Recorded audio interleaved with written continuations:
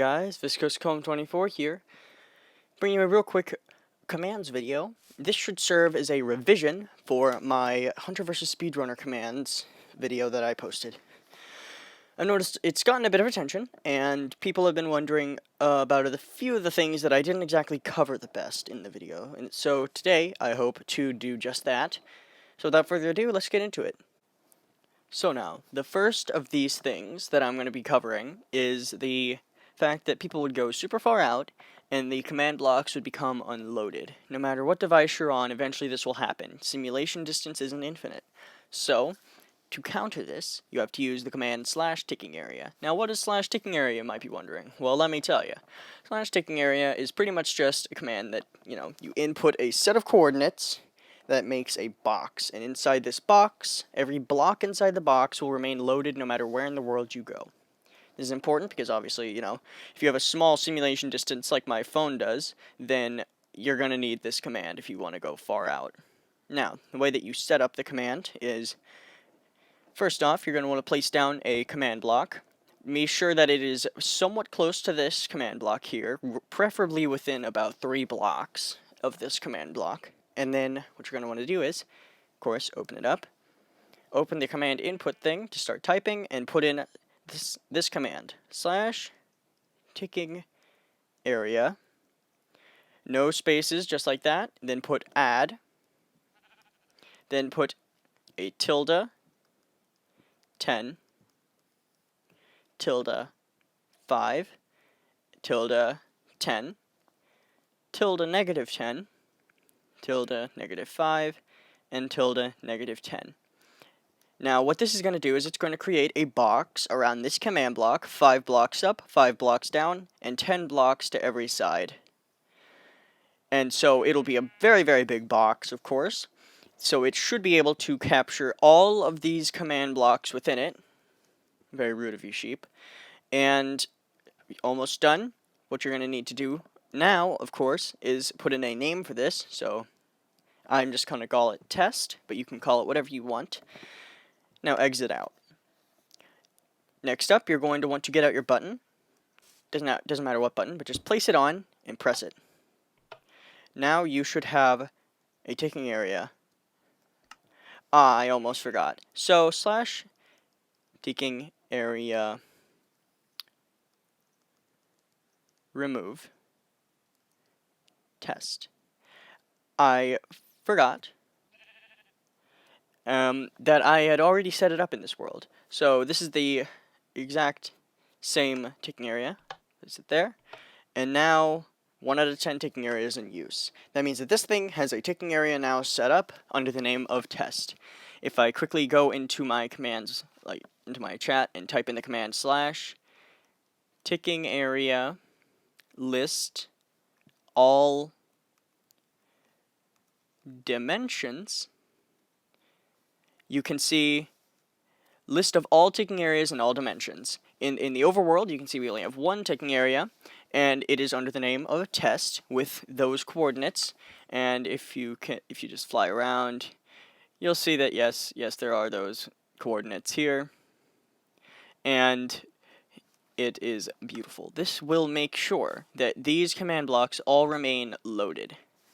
Now, the second thing that I've been asked about is, hey, my chat is being spammed to no end, and yes, your chat will be spammed. If you have this command block always going, then it would normally be spamming your chat.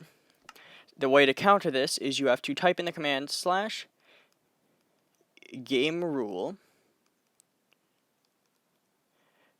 command block output false. And what it'll do is it'll take the chat command output and just turn it off. No more command block outputs will be sent to your chat. If I quickly turn that to true,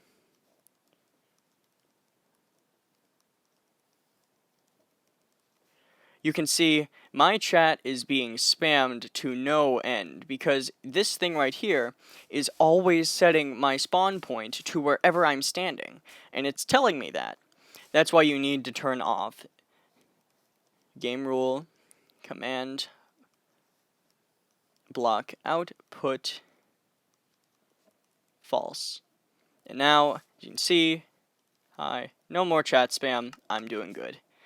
Now, the next thing that people were asking me about, and I only really got asked this once, but I'm going to explain it anyways, for anyone who might be wondering in the future. Beds. Beds can be easily used to mess with this system. So if I quickly edit this command so that it has at e name equals QWERTY.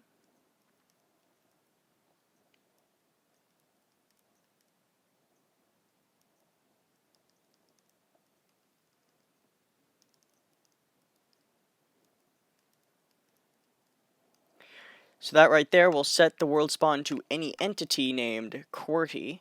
And if I quickly get out an anvil and a name tag,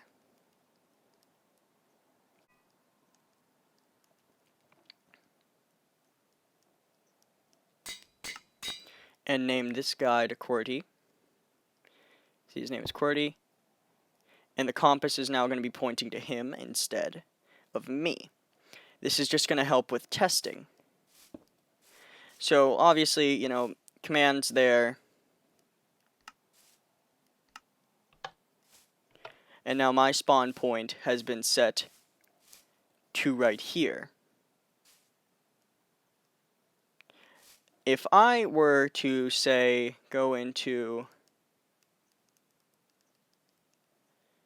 survival mode, and then did /kill, and killed myself, and hit respawn, you can see I spawn right here, at the spawn point that I have already set up.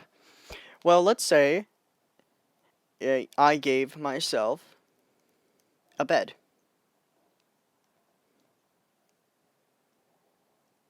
White bed, and then put my bed here.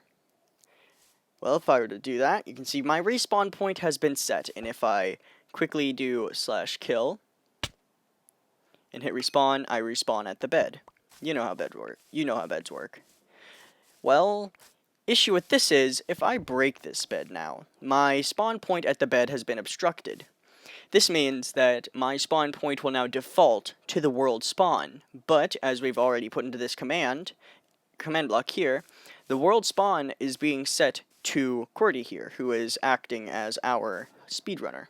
So if I, being a hunter, killed myself after setting my spawn in a bed, and then breaking the bed, you can see I now spawn at the world spawn point. Now, of course, the respawn radius in this world is at 5, so I can spawn within 5 blocks, respawn within 5 blocks of Mr. Speedrunner here. But if I were to go into settings and quickly, if it'll ever load, go down here and set the respawn radius to 1, and did /kill, you can see that I spawn pretty much right on top of our speedrunner here. This is a big issue, because if you're trying to do this in like whole gameplay thing, and you know it's honorary, people might try to abuse the beds. Now you might be thinking, hey, why can't we just set this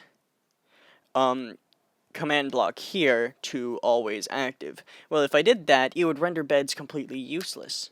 You'd never be able to set your spawn anywhere else using the beds, and that's just an unfortunate little bug with this whole command chain, and something that I haven't been able to find a workaround for. That's why, again, as I said in the last video, you might want to have a moderator looking over everything, just to make sure that everyone is following the rules and everyone can have a fun time with this. But yeah, that's just about it for this video, just covering the top 3 issues that people had brought up. Now, also, another thing that I forgot to cover. This is just, you know, honorable mentions. In this command block here, have the button on it. While you're playing, what you might want to do is add on another command block coming out from it. So you want to have this command block with the little arrow pointing into this command block here. Then you open it, set it to chain and always active. This is how you chain command blocks, by the way.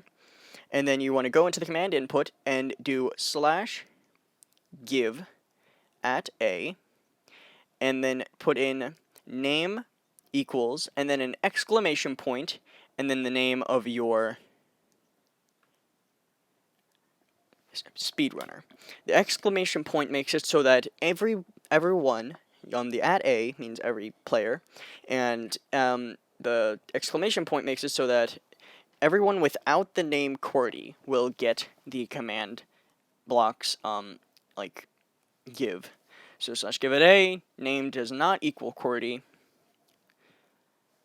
compass. And so that makes it so that pretty much whenever anyone dies, they'll respawn at the world spawn, and if these command blocks are nearby, they simply press this button, it'll set their spawn point again, and it'll give them a compass.